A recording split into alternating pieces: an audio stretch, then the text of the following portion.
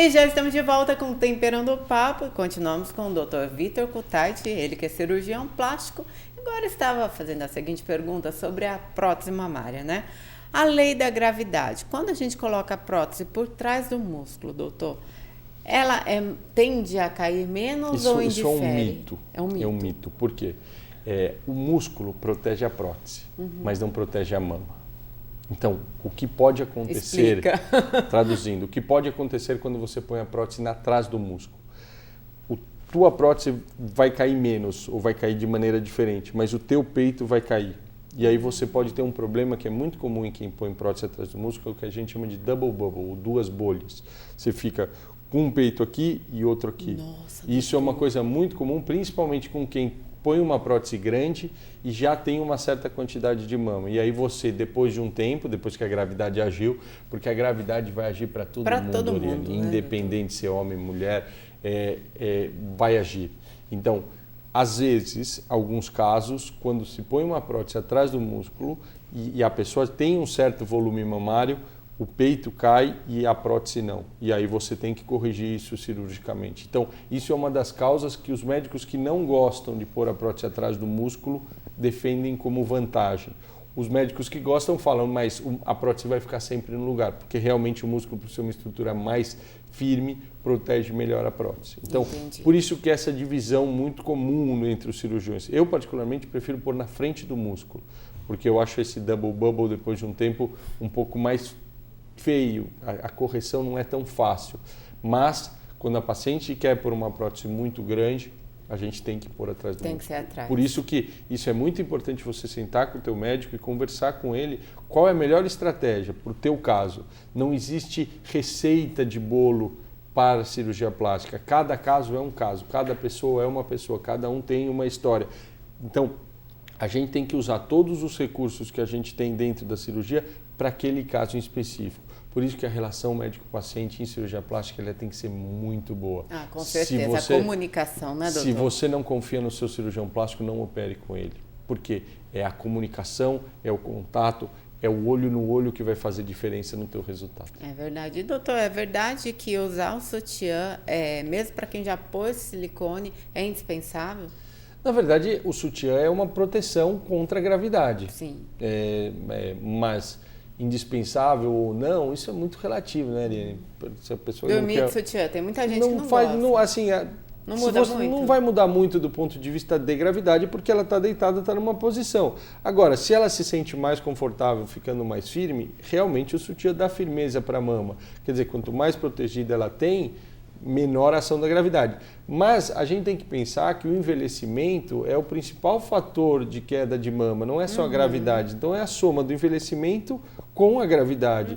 E o envelhecimento, a gente sabe que tem outros fatores que levam a ele. Por exemplo, se a paciente fuma, a pele envelhece muito rápido. Se a paciente é muito estressada, muito triste, a pele envelhece muito rápido. Se a paciente se expõe muito ao sol, a pele envelhece mais rápido. Eu brinco que são esses os três principais fatores. Tá. Cigarro, sol e tristeza. São as três coisas que envelhecem as pessoas. E envelhece o corpo todo. Não é só a mama, não é só o rosto, não é só a pálpebra. Quer dizer, o rosto todo envelhece. Então, se você não fuma, se você é uma pessoa alegre, feliz, pouco estressada, e se você se protege do sol, ou se protegeu do sol, você vai ter uma pele melhor. Agora, tudo isso é muito variável de pessoa para pessoa. Então, Sim. A história familiar dela, a genética dela, quer dizer, negros, índios, envelhecem muito menos do que caucasianos, do que loirinhos. Então, assim, você vê uma pessoa branca de olho azul com 60 anos, você vê uma pessoa negra de 60 anos, parecem que elas têm idades muito diferentes, incomparável. Né, então, assim, tudo isso varia. Então, tudo isso conta no envelhecimento. Entendi. Viu, meninas? Felicidade. Assistam Temperando o Papo todos os dias que vocês têm informação, diversão aqui. Vocês vão viver melhor, viu? E vão ficar mais bonitas e bonitos também, que eu sei que tem muitos menininhos que assistem o Temperando o Papo também. Agora, doutor Vitor, o Marco Schneff tem uma pergunta para fazer para você. Duas, para já matar a charada. Dr. Hay, certo? Quantos por cento de competência, quantos por cento de marketing? Ixi, essa é uma. Complicado. Certo? A outra é, não me entendam mal, todos os países têm grandes médicos. Só que nós temos aqui um círculo em volta do Brasil de medicina plástica muito barata que mutilou um monte de gente. Eu quero saber do doutor até que ponto o cirurgião brasileiro tem que fazer muitas reparações em pessoas que passaram por esse processo mais barato. Vamos lá. Com relação à primeira pergunta, é muito difícil a gente avaliar a qualidade do cirurgião sem conhecer o trabalho. A gente consegue ver o que ele vende aqui, o que vende a imagem. Eu costumo falar para minhas pacientes que ele é um ator. E ele já tem viu uma entrevista, ele se apresentando primeiro como ator, depois como médico.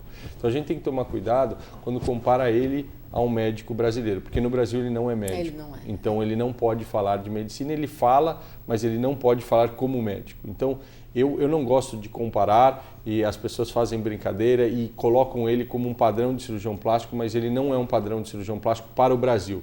Nós temos milhares e centenas de cirurgiões fantásticos, médicos bons, competentes, responsáveis. Então, se você quer saber a verdade sobre cirurgia plástica, procure um cirurgião plástico brasileiro que não é ator, ponto.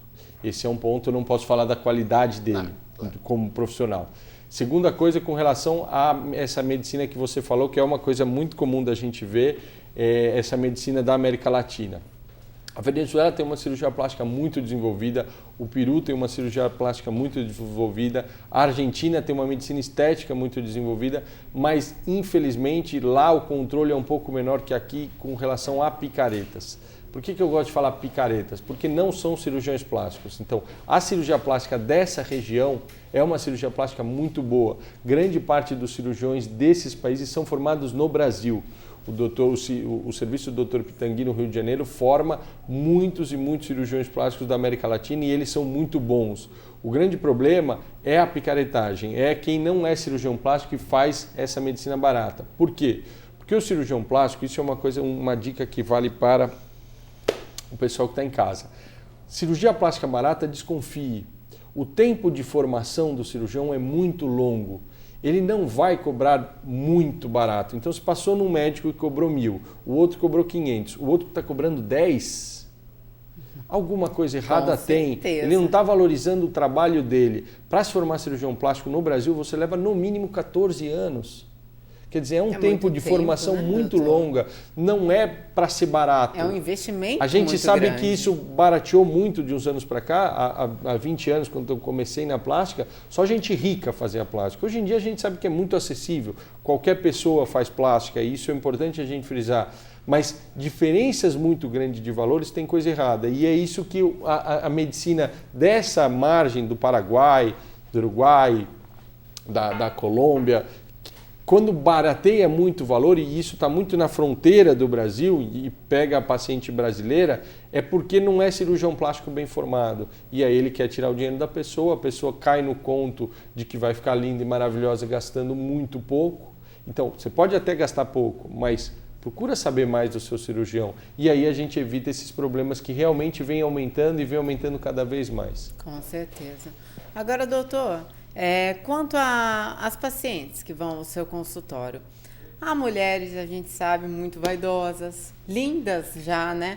Mas a avaliação que você faz junto a elas, por exemplo, muitas meninas já estão ali a um passo da perfeição, se não na perfeição, e querem, né? E estão naquele dilema, olha, eu quero fazer mais uma lipo aqui. Você faz essa avaliação e essa sugestão também, de repente, ali não é um lugar indicado, mas outro lugar sim? Então, vamos lá. Isso é muito, muito comum na cirurgia plástica e quanto mais bonita a pessoa é, mais próximo da perfeição ela quer estar.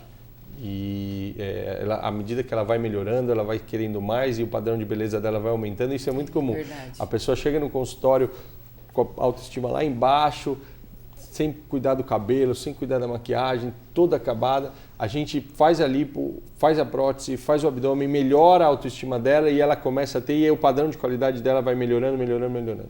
É claro que a gente sabe que tem um ponto, que é aquilo que a gente falou, o limite de cada pessoa.